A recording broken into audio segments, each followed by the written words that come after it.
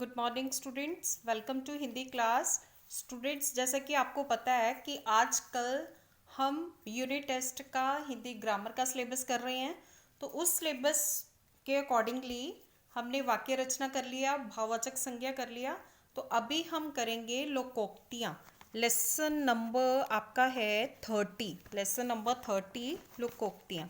लोकोक्तियाँ क्या होता है? ये भी एक तरह से मुहावरे जैसे ही होते हैं, लेकिन मुहावरे अलग होते हैं। मुहावरे क्या होते हैं कि जो अपना सही अर्थ ना बताकर कोई और अर्थ बताएं, उसे हम मुहावरा कहते हैं। लेकिन जो लोकोक्तियाँ होती हैं वो हमारी ट्रेडिशनल होती हैं, जिसे कि आप कहावत भी बोलते हैं। तो जैसे लोकोक्ति अपने आप में एक पूरा वाक्य होता है, ठीक है। और ये जन समाज से गहरा अनुभव होता है इनसे, लोकोक्तियों से, ठीक है। जैसा कि इधर डेफिनेशन दी हुई है, लोक प्लस उक्ति मीन्स लोगों द्वारा कहा गया, लोगों द्वारा कहा गया। ये एक पारंपरिक कथन है जिसका उपयोग समाज के लोगों द्वारा अपनी बातों को प्रमाणित करने के लिए तर्क संगत प्रमाण के रूप में प्रयोग करते हैं। उसे हम कहते हैं लोकोक्तियाँ, ठीक है।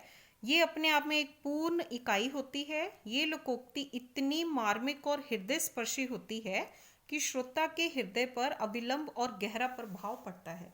मीन्स जो लोकोक्तियाँ होती हैं उसको सुनने से हमारे हृदय पर एक गहरा असर होता है, ठीक है। तो आपके सिलेबस में जो लोकोक्तियाँ हैं वो एक से लेकर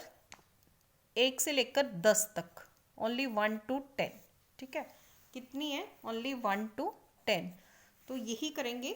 ये मैं आपको एक बार समझा देती हूँ और उसके बाद आपको इनका अर्थ भी लर्न करना है और अर्थ लर्न करके इनके वाक्य बनाने हैं, ठीक है। वाक्य आप चाहो तो बुक में से भी कर सकते हो, अगर आप अपनी तरफ से बनाना चाहो तो वो भी कर सकते हैं। तो फर्स्ट वन है आपका,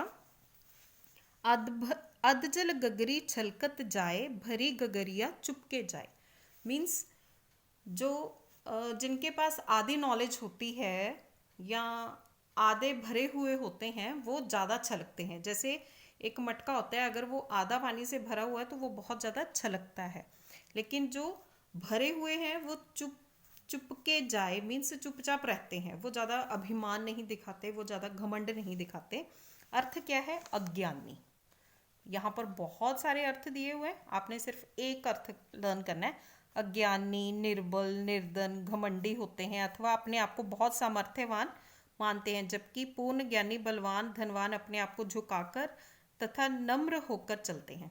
आप एक ही अर्थ इसका लर्न करना है, इतना लंबा अर्थ लर्न करने की ज़रूरत नहीं है, बस इतना, अज्ञानी, इनफ। उसके बाद वाक्य है, राम के सामने रावण का अकड़ना, यह तो अधजल गगरी छलकत जाए, भरी गगरिया चुपके जाए वाली लोकोक्ति चरितार्थ कर रहा था। ये इसका वाक्य है, ठीक है। नेक्स्ट वन है, आगे कुआं पीछे खाई, क्या करूं? घर जाऊं तो मित्रता खत्म, रुक जाऊं तो पिताजी नाराज, मेरे लिए तो आगे कुआं पीछे खाई है।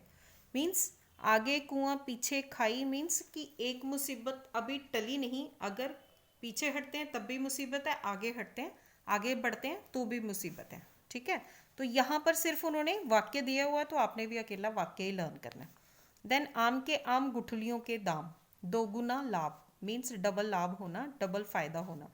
मैंने ये किताब खरीद कर पढ़ ली, फिर क्रय मूल्य पर ही बेच दी, इसे कहते हैं आम के आम गुठलियों के दाम। क्रय मूल्य मीन्स जितने में खरीदी थी उतने में ही बेच दी। अकेला चना भाड़ नहीं फोड़ता, बिना संगठन के सफलता नहीं, ठीक है। मीन्स इकट्ठे होकर ही सफलता मिलती है। देश की जनसंख्या वृद्धि पर सबको विचार करना चाहिए, अकेला चना भाड़ नहीं फोड़ता। नेक्स्ट है, ऊंची दुकान फीका पकवान मीन्स नाम प्रसिद्ध गुण नहीं। मैंने दिल्ली के बारे में बहुत सुना लेकिन उतना कुछ है नहीं, किसी ने सही कहा है, ऊंची दुकान फीका पकवान। नेक्स्ट वन है, ऊंट के मुंह में जीरा, आवश्यकता से कम होना। मुझे तो जोरों की भूख लगी है, तुम एक लड्डू देकर ऊंट के मुंह में जीरा दे रहे हो। नेक्स्ट वन देखेंगे, next page, 7th one. First है आपका, एक खराब मछली सारे तालाब को गंदा कर देती है। एक बुरा व्यक्ति सारे समाज पर बुरा प्रभाव डालता है। सेंटेंस है, सोहन ने सिगरेट क्या पी कि सारे बच्चों को लत लगने लगी। देन नेक्स्ट वन है आपका 8th वन, एक हाथ से ताली नहीं बजती, झगड़ा एक पक्ष से नहीं होता। मनोज अकेले नहीं झगड़ सकता क्योंकि एक हाथ से ताली नहीं बजती। देन नेक्स्ट वन है, एक अनार 100 बीमार, एक चीज़ के लिए बहुत आदमियों का परेशान होना। इस चुनाव में एक पद के लिए कितने आदमी चुनाव लड़ रहे हैं, यहाँ तो एक अनार 100 बीमार वाली कहावत चरितार्थ होती है। नेक्स्ट वन है, कंगाली में आटा गीला, ये 10th वन है, लास्ट।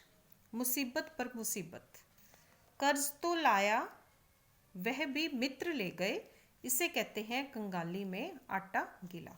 तो ओके चिल्ड्रन, आपको सिर्फ 10 ही लर्न करने हैं, ठीक है। आपके सिलेबस में 1 to 10 ही हैं।